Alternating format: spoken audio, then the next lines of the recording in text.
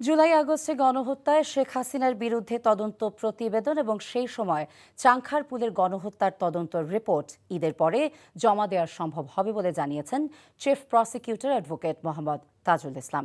দুপুরে সাংবাদিকদের প্রশ্নের জবাবে তিনি বলেন, ট্রাইব্যুনালের তথ্য আসামিদের আগেভাগে জানানোর বিষয়ে ট্রাইব্যুনালেরই কেউ জড়িত থাকতে পারে। তিনি আশা প্রকাশ করে বলেন, আদালতের চূড়ান্ত প্রতিবেদন জমা হবার পরেই গণহত্যার বিচারিক প্রক্রিয়া পুরোদমে শুরু হবে।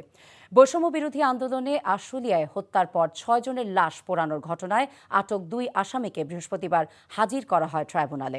শুনানি শেষে ২৮ এপ্রিল তদন্ত প্রতিবেদন দাখিলের দিন ধার্য করে ট্রাইব্যুনাল।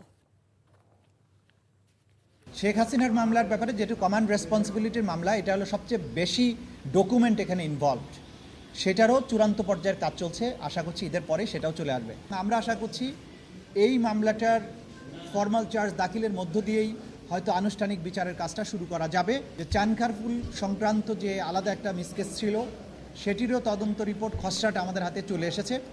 এটারও ফিনিশিং যে টাচ সেটা দেওয়ার চেষ্টা করা হচ্ছে। ঈদের পরপরই সেটাও চলে আসবে আমাদের হাতে। আসলে সেটারও ফর্মাল চার্জ দাখিলের প্রক্রিয়াটা শুরু হয়ে যাবে।